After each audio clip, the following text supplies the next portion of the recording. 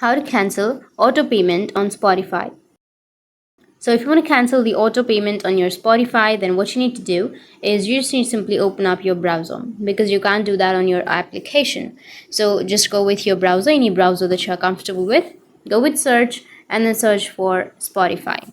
Once you search, go with the first, which is open.spotify.com. And if it takes you to the application, then you can simply go with open in new tab, or go with accounts.spotify.com.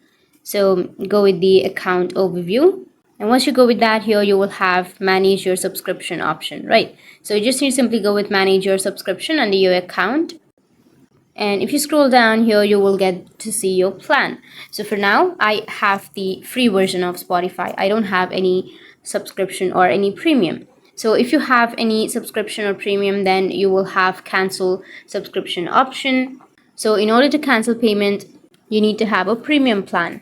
So instead of this free, you will have your premium plan. Simply click on the premium plan and then go with cancel subscription. And after that, you will cancel your auto payment on your Spotify. So that's it. And if you have any questions, feel free to comment below. Thanks for watching.